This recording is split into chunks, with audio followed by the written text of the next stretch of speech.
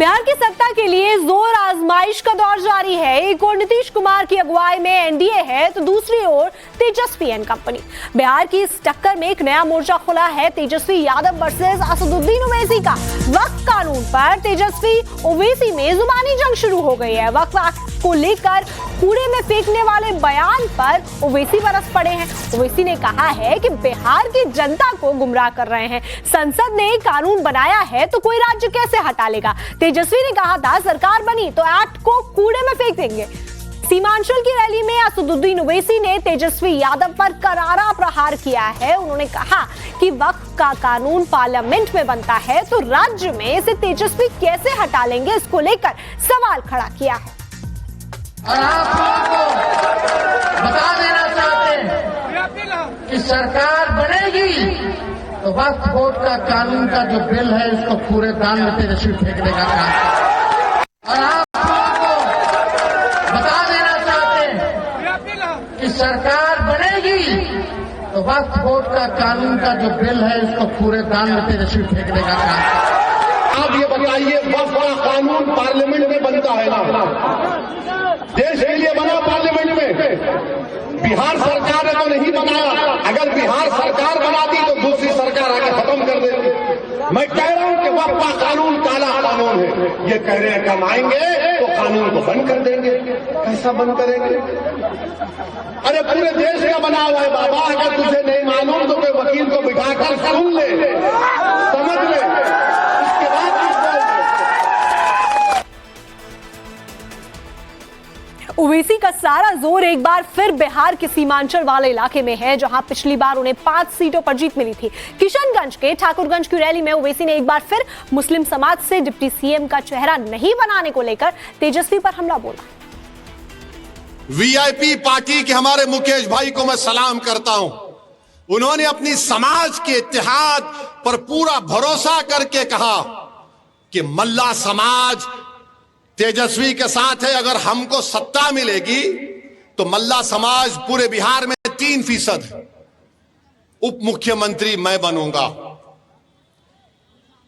VIP ने कहा कि मल्ला का बेटा उप मुख्यमंत्री बनेगा और जो 17% अल्पसंख्यक समाज बिहार में है वो क्या करेगा? दरी बिछाएगा।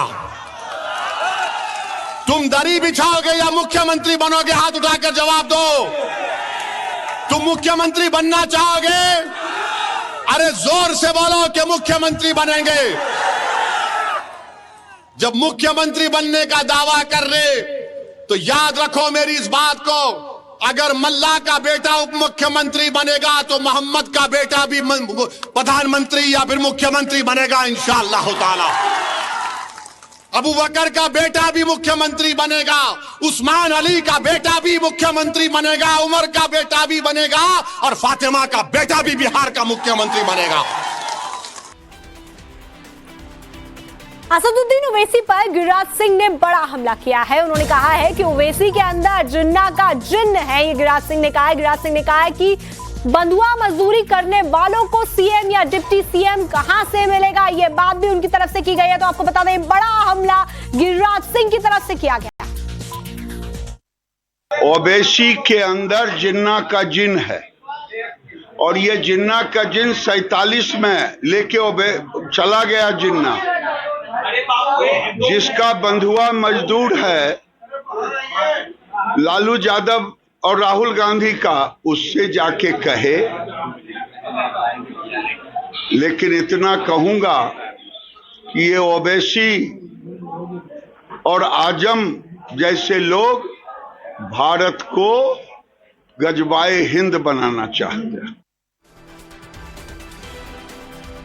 हैदराबाद वाले भाईजान ने अपने कोर वोटर के बीच इमोशनल कार्ड खेल दिया है। असदुद्दीन ओवैसी का ये इमोशन दिखा बिहार के चुनावी जंग में, लेकिन इसकी वजह से बंगाल से लेकर उत्तर प्रदेश तक मोदी योगी विरोधियों की नींद उड़ी हुई है। ओवैसी के खुला खेल फर्रुखाबादी के बीच सीएम योगी ने भी इशारों में बहुत बड़ी बात कह दी। ओवैसी और सीएम योगी ने क्या क्या कहा ये आप स्क्रीन पर पढ़कर समझ ही गए होंगे।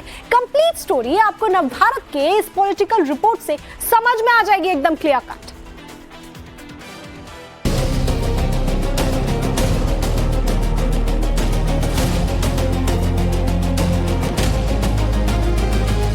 नाम भी देखो ना, जैसा नाम वैसा काम, जैसा नाम वैसा काम।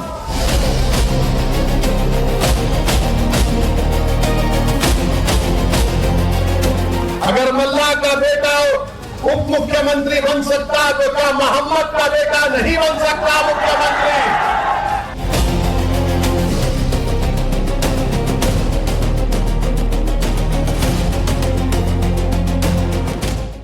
अभी ये मुस्लिम समाज के प्रति नफरत फैला रहे हैं, आने वाले समय में पीडीएस समाज के खिलाफ नफरत फैलाएंगे।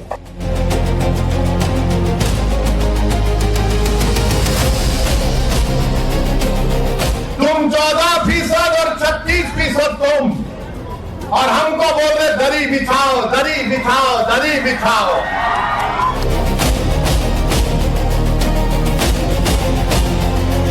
तेजस्वी जी ये भी कह रहे हैं कि आप मुख्यमंत्री, मुकेश सहनी उप मुख्यमंत्री, मुसलमान सिर्फ क्या दरी बिछाने के लिए? क्या बीजेपी के नाम पर एक बार फिर मुसलमानों में डर फैलाया जा रहा है? क्या ऐसा नैरेटिव सेट किया जा रहा है कि योगी मुसलमानों से नफरत करते हैं? क्या नरेंद्र मोदी के बाद अब योगी आदित्यनाथ के नाम पर डराने, उकसाने और भ्रम फैलाने की कोशिश हो रही है? यकीन नहीं होता तो पहले हैदराबाद वाले भाईजान की ये तकरीर सुन लीजिए। याद रखिए, डरना नहीं है बीजेपी से, जमहूरियत है, ये चंपारण की सरजमीन है। जुल्म करने वाले अंग्रेजों को हमारे बुजुर्गों ने मार मार कर भगा दिया था अंग्रेजों को। ऑल इंडिया मजलिसे इत्तेहादुल मुसलमीन के मुखिया असदुद्दीन ओवैसी की चुनावी रैली हो रही थी बापू की कर्म भूमि में। बिहार के पूर्वी चंपारण के ढाका सीट से अपने उम्मीदवार के लिए वोट मांगने आए ओवैसी साहब वोटर से खौफ वाली बात कह रहे हैं, लेकिन बैरिस्टर ओवैसी साहब का मकसद इससे भी आगे है। बताओ, आप 17% हैं। अगर मल्ला का बेटा उप मुख्यमंत्री बन सकता तो क्या आदम का बेटा मुख्यमंत्री नहीं बन सकता? हमको जवाब दो।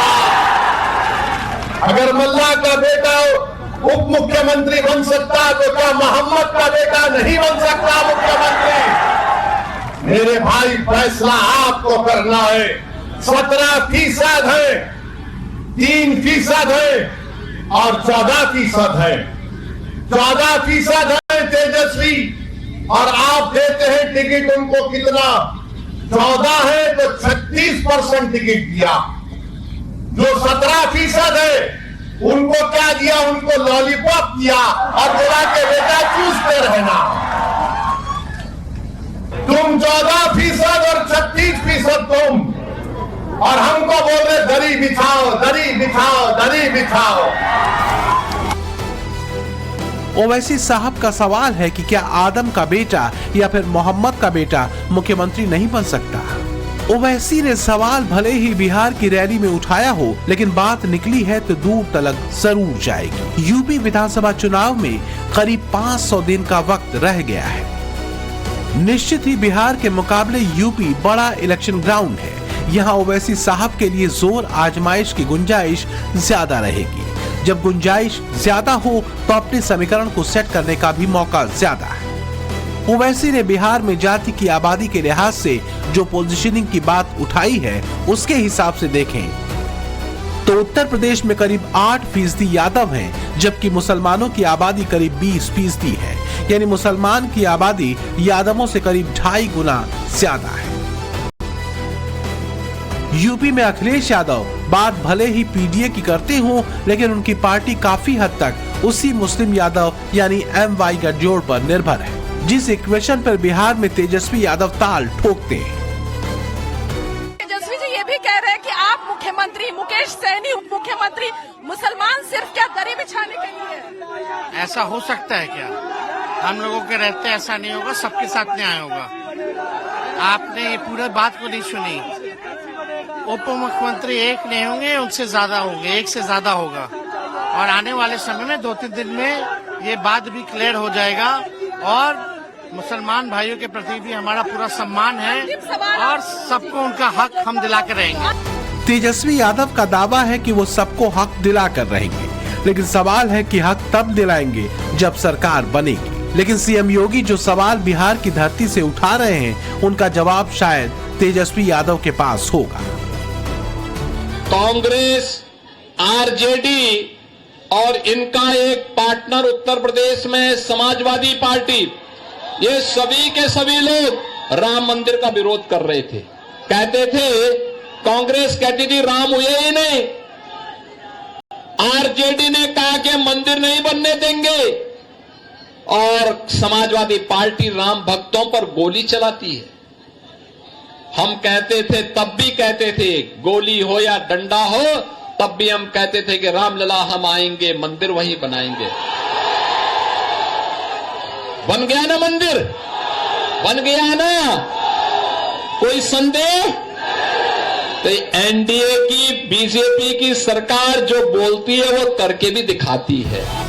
सीएम योगी का पिच सेट है। वो चुनावी रैलियों में उन्हीं मुद्दों पर फोकस करते हैं जिनके जरिए वो देश की बहुसंख्यक आबादी से सीधा कनेक्ट हो पाते हैं। लेकिन ओवैसी के नए राग से अखिलेश यादव की टेंशन जरूर बढ़ने वाली है। ओवैसी की पार्टी का वोट शेयर बेशक बहुत कम है, यही कोई 0.4 से 0.5% तक, लेकिन मुस्लिम वोट बैंक के ध्रुवीकरण का ओवैसी बड़ा फैक्टर माने जाते हैं। ओवैसी ने यूपी में अपनी कौम को एकजुट रखने के लिए ताकत झोंक रखी है। 2024 में पार्टी के उम्मीदवारों को चुनाव भी लड़वाया, हालांकि सीट हासिल नहीं कर पाए। दरअसल चुनावी रैलियों में ओवैसी अपनी तकरीर के जरिए उस कोर वोटर से डायरेक्ट कनेक्ट हो जाते हैं जिसे समाजवादी पार्टी अपने पॉकेट का वोट मानकर चलती है, और यही कनेक्शन 27 में अखिलेश यादव के लिए परेशानी का सबब हो सकता है। अभी ये मुस्लिम समाज के प्रति नफरत फैला रहे हैं, आने वाले समय में पीडीएस समाज के खिलाफ नफरत फैलाएंगे। बीजेपी के विरोधियों में ओवैसी का खौफ सिर्फ यूपी में ही नहीं है, बिहार में भी मोदी योगी विरोधियों में यही खौफ साफ दिख रहा है।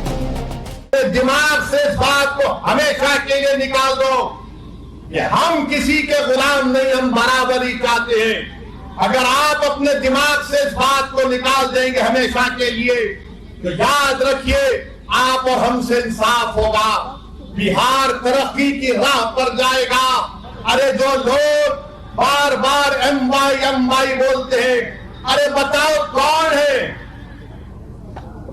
15 साल लालू परिवार के लोग मुख्यमंत्री रहे, 20 साल से नीतीश कुमार मुख्यमंत्री हैं, 2 मर्तबा तेजस्वी उप मुख्यमंत्री बन गए। अरे हम पूछना चाहते हैं कि आखिर हमारा रोल क्या है? ओवैसी साहब मेरे मित्र हैं, लेकिन मेरा उनको सुझाव है बिना मांगा हुआ कि आप हैदराबाद संभालिए, हैदराबाद अपना किला बचाइए, बेकार सीमांचल में आकर और कंफ्यूजन पैदा मत कीजिए। अगर आप हैदराबाद अपना संभाल लिए होते, अगर तेलंगाना में मुसलमानों का भला कर दिए होते तो यही बढ़िया होता। बिहार विधानसभा चुनाव में पहली बार किस्मत आजमाने वाली पार्टी जन सुराज के मुखिया कहते हैं कि ओवैसी को सीमांचल छोड़ हैदराबाद वापस चले जाना चाहिए। दरअसल बिहार में अब की बार लड़ाई त्रिकोणीय है। बिहार में जीत हार के खेल में मुस्लिम वोट बैंक की बड़ी भूमिका है।